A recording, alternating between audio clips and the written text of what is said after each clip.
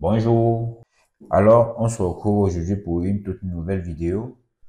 Mais avant, je tiens à m'excuser parce que la semaine dernière, j'ai pas fait de vidéo parce que j'étais très occupé. C'est vrai que je pouvais programmer, mais je n'aime pas faire des choses de façon précipitée. J'aime toujours prendre mon temps. Donc, dans cette vidéo, nous allons continuer déjà sur les vidéos liées aux fichiers informatiques. Mais c'est toute nouvelle partie qui concerne les téléchargements. Mais avant, je me présente, moi c'est Robert, je diffuse des contenus liés à l'informatique et beaucoup plus comment utiliser son ordinateur.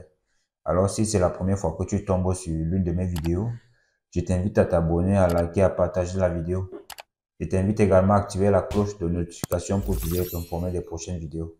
Alors la vidéo va commencer juste après le petit générique.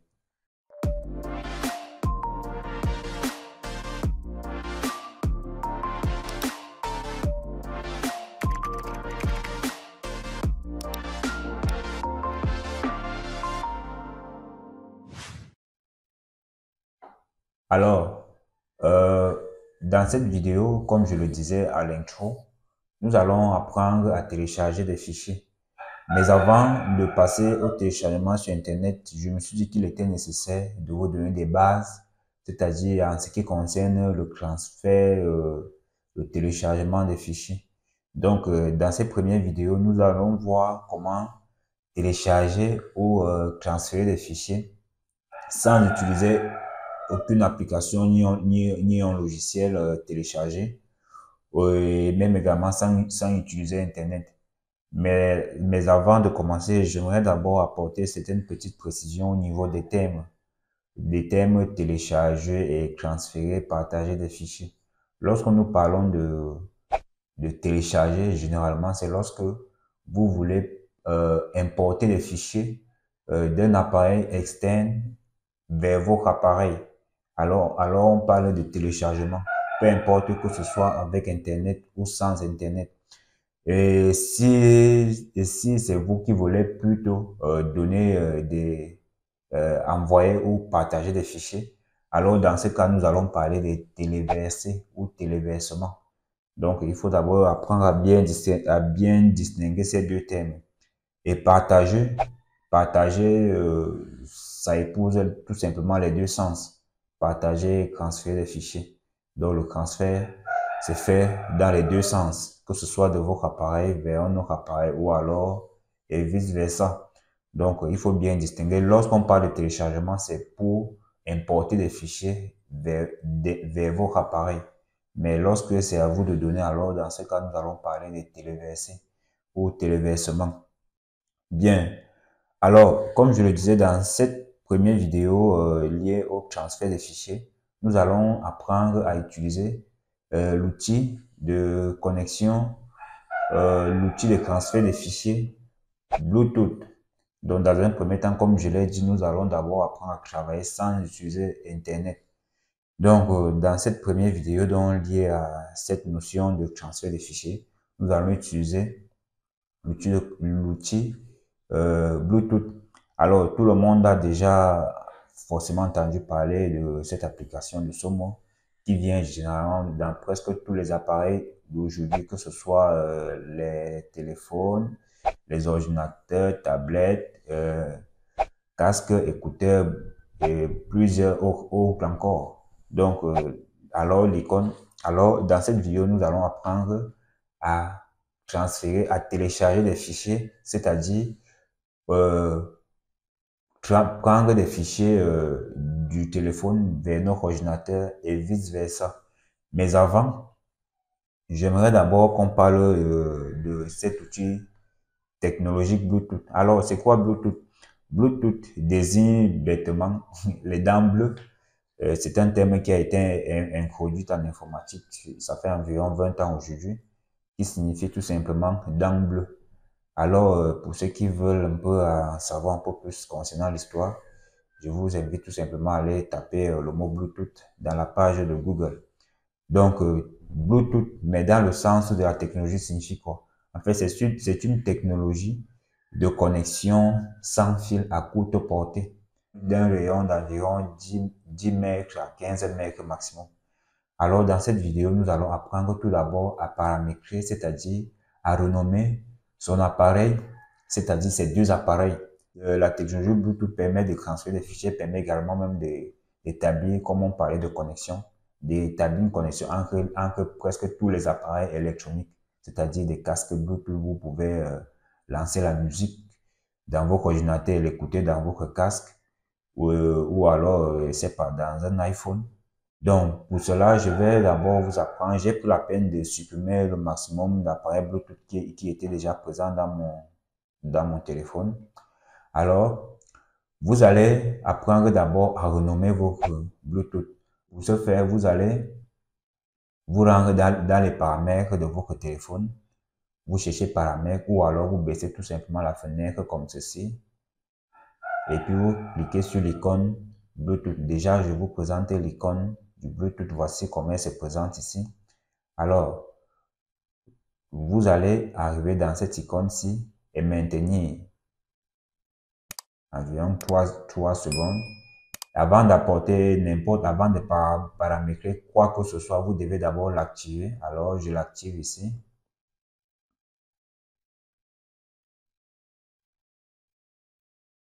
Voilà, une fois ceci fait, vous allez voir nom de l'appareil. Alors, par défaut, le nom de votre Bluetooth est renommé avec le nom de la version de votre téléphone. Donc, pour ne pas vous perdre au cas où des Bluetooth peuvent avoir les mêmes noms à 90%, alors pour ne pas vous perdre, c'est souvent mieux de renommer vos appareils avec soit vos prénoms ou alors vos noms ou alors un petit pseudo. Alors, vous cliquez sur nom de l'appareil et vous allez le renommer tel que vous le souhaitez là. Bon, moi, je vais pas le faire comme vous pouvez le voir. J'ai juste ajouté mon nom, Zorbo, et tiré Bluetooth pour ne pas perdre la version de mon téléphone. Donc, une fois que vous allez arriver ici, vous allez renommer votre appareil et cliquer sur renommer. Moi, je vais pas le faire.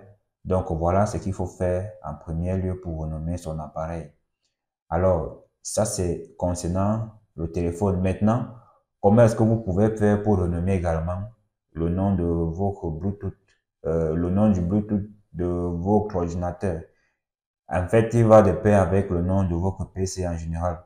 Alors, pour cela, vous allez faire un raccourci clavier Windows X, comme ceci. Et cette petite fenêtre va apparaître. Une fois ici, vous allez cliquer sur Paramètres. Ça, c'est une façon de renommer son appareil. Et une fois ici, vous allez cliquer tout simplement sur Renommer, comme ceci. Et vous allez mettre un nom à votre appareil. Donc, les amis, j'ai eu un petit souci. L'énergie m'a fait ça dur. L'énergie est partie et je n'avais plus de batterie.